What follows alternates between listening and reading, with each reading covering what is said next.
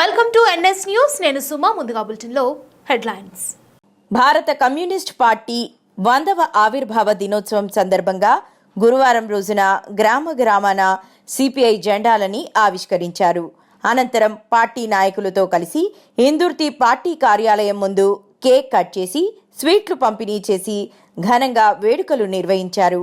అనంతరం senior communist నాయకులను శాల్వాతో ఘనంగా సన్మానించారు. ఈ సందర్భంగా మాజీ జెడ్పీటీసీ ఆంది స్వామి మాట్లాడుతూ సిపిఐ పార్టీ 100 సంవత్సరాల ఆవిర్భావ దినోత్సవ సందర్భంగా పార్టీ శ్రేణులకు శుభాకాంక్షలు తెలియజేస్తూ త్యాగాల చరిత్ర, పోరాటాల చరిత్ర కలిగిన సిపిఐ పార్టీ జెండా పట్టుకుని నిరంతరం పేద ప్రజల పక్షాన పోరాడతామని అన్నారు.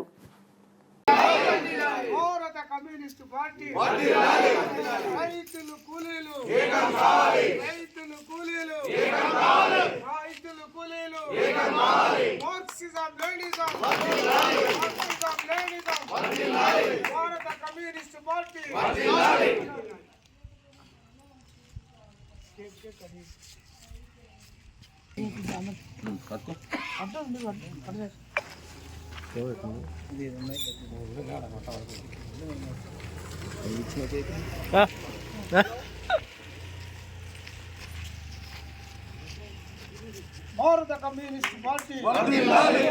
కమ్యూనిస్ట్ పార్టీ వర్ధిల్లాలి. శత జయంతి ఉత్సవాలు. లాంగ్ లివ్ సిపిఐ శత జయంతి ఉత్సవాలు.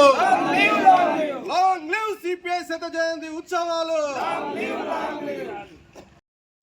భారత కమ్యూనిస్ట్ పార్టీ ఆవిర్భవించి డిసెంబర్ 25, 1925 కాన్పూర్లో ఆవిర్భవించినటువంటి భారత కమ్యూనిస్టు పార్టీ శత జయంతి ఉత్సవాలు జరుపుకుంటున్నటువంటి సందర్భంలో భారత కమ్యూనిస్టు పార్టీ ఇందుర్తి గ్రామశాఖ ఆధ్వర్యంలో పెద్ద ఎత్తున జయంతి ఉత్సవాలు జరుపుకుంటా ఉన్నాం.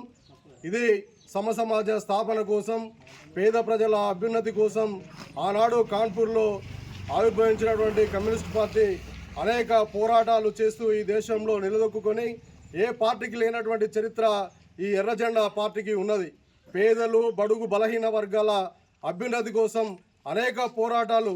ఎర్ర జెండా లేకుండా ఈ భారత దేశ గడ్డపైన ఏ ఉద్యమాలు నిలదొక్కున్నటువంటి సందర్భాలు లేవు. పేద ప్రజలు ఉన్నంత కాలం ఈ ఎర్ర జెండా మనుగడ కొనసాగుతూ ఉంటుంది.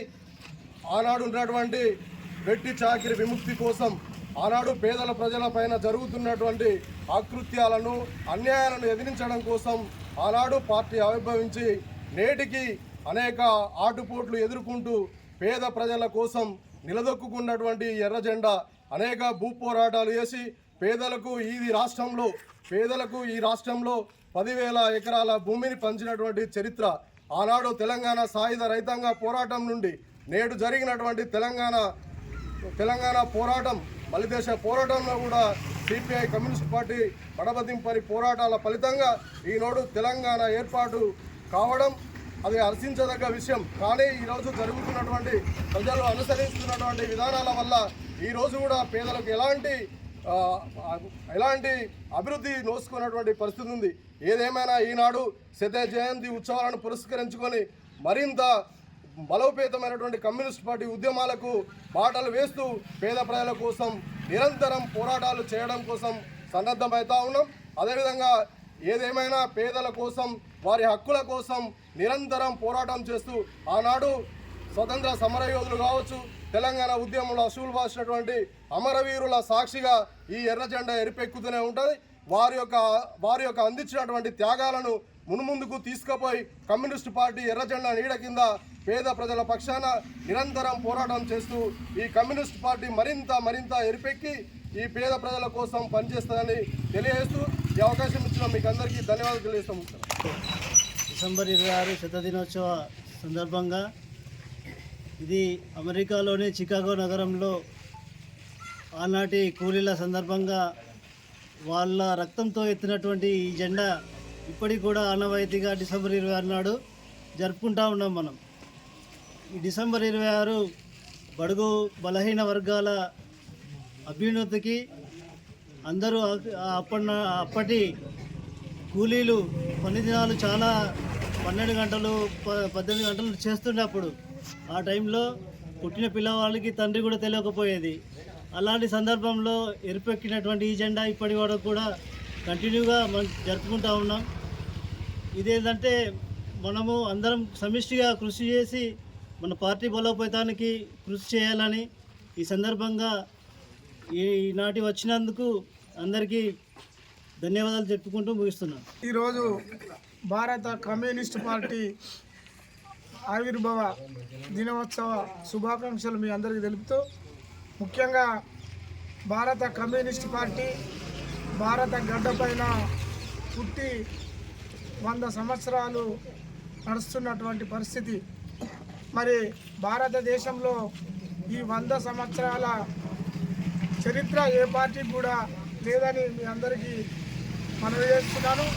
ఎందుకంటే తెల్లదొరలు ఆంగ్లేయులు పరిపాలన చేసినప్పుడే మరి అప్పుడు ఈ భారత కమ్యూనిస్ట్ పార్టీ 1925 కాన్పూర్లో మరి పుట్టడం జరిగింది.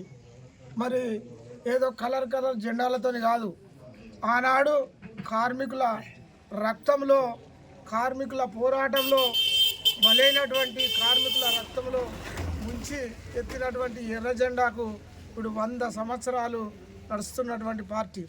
కానీ ఆనాడు స్వాతంత్ర పోరాటంలో కూడా భారత కమ్యూనిస్ట్ పార్టీ మరి ముందుండి మరి తెల్లదొరలను ఈ భారతదేశం నుండి మరి పారదోలినటువంటి పరిస్థితి ఈ కమ్యూనిస్ట్ పార్టీకి చరిత్ర ఉన్నది. ఎందుకంటే ఈనాటి యువత ఆలోచన చేయవలసిన అవసరం ఉన్నది. ఆనాటి పోరాటాలను మరి కనుమరుగు చేయడానికి ఆనాటి నుండి ఈనాటి వరకు ప్రభుత్వాలు పరిపాలన చేస్తున్నటువంటి ప్రభుత్వాలు ఇలా పోరాటాలను కనుమరుగు చేయాలని కనుమరుగు చేసినటువంటి మరి ప్రభుత్వాలు కూడా ఉన్నాయి. ఏదైనా మరి భారతదేశ స్వాతంత్ర పోరాటంలోనైనా కానీ తెలంగాణ సాయుధ పోరాటం, తెలంగాణలో ఆనాడు మరి జమీందారులు, భూస్వాములు, రజాకారులు, గుండాలు మరి పల్లెలపైన పడి మరి ఆనాడు కార్మికులను, కర్షకులను, పేద వర్గ ప్రజలను అణిచివేతకు గురి చేసినటువంటి సందర్భంలో మరి కమ్యూనిస్ట్ పార్టీ పుట్టింది. మరి కమ్యూనిస్ట్ పార్టీ ఆనాడు భూములు వంచిన చరిత్ర కమ్యూనిస్ట్ పార్టీకి ఉన్నది. ఆనాడు పేద ప్రజలకు అండగా నిలిచినటువంటి చరిత్ర కమ్యూనిస్ట్ పార్టీకి ఉన్నది. మరి కమ్యూనిస్ట్ పార్టీ జెండా, ఎర్ర జెండాను చూస్తేనే కార్మికులలో ఒక ఆనందం కలిగేది.